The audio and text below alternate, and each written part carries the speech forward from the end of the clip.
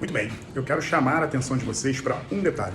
Muitos têm sido os gurus de internet falando a respeito de avaliação física. Ou seja, não precisa mais fazer avaliação física. E uma coisa que eu te pergunto, você conhece o que é a palavra assimetria? Proporção? Você conhece uma escoliose? Por falar em escoliose, você sabe o que é uma escoliose convexa esquerda? Você sabe o que é uma patologia cardíaca?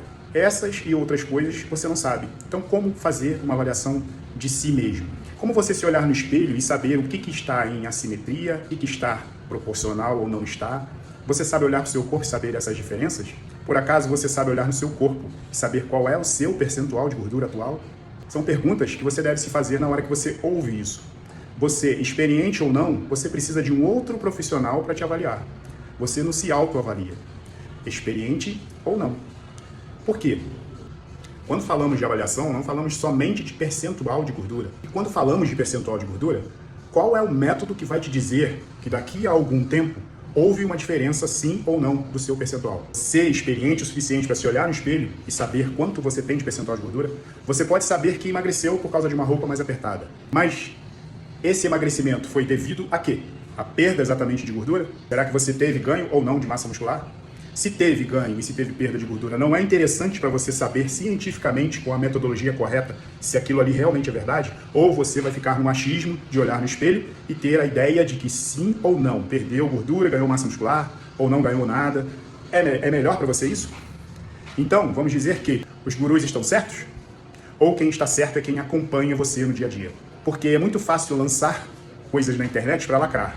E aí, hoje em dia, um fala uma verdade, outro vai lá e corrige essa verdade com uma mentira, e o outro vem e corrige novamente a mentira com uma verdade. E assim todos lucram, né? Porque as pessoas vão começando a seguir aquelas pessoas por falarem tantas coisas. Mas quantas coisas absurdas estão ouvindo hoje na internet? Então preste bastante atenção nisso.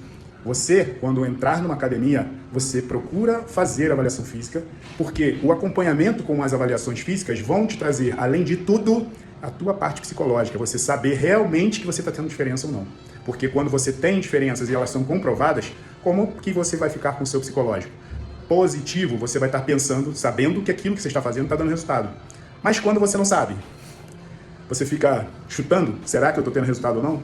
Pensa nisso na hora de você continuar avaliando. Muitas pessoas fazem uma vez a avaliação porque se sentem na obrigação, porque parece que a academia obrigou a fazer. Mas não, aquilo ali é um método para te incentivar posteriormente a continuar fazendo a atividade que você está fazendo, se ela está dando resultado ou não. Se o professor te avalia e observa que não houve diferença de uma avaliação para outra, vamos mudar alguma coisa, porque não tem tido vantagem nenhuma o que você está fazendo. Mas se teve diferença, time que está ganhando não se mexe, continua fazendo o que você está fazendo.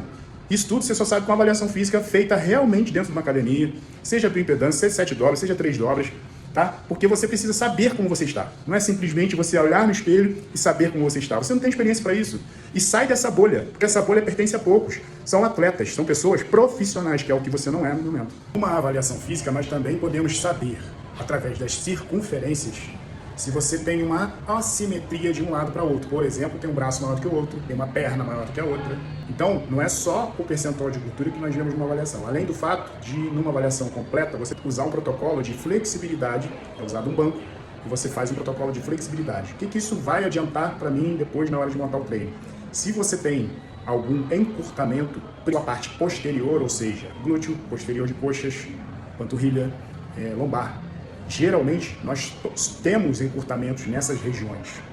E aí, o que vai implicar esse encurtamento e o que vai implicar eu saber disso antes de montar um treino de um aluno? Eu sei disso, o que eu vou trabalhar? Mobilidade, flexibilidade dele, para que o arco de movimento dele na hora de executar um movimento seja muito mais completo do que se eu colocá-lo na sala montando um treino sem saber disso. Então, é importante também saber isso.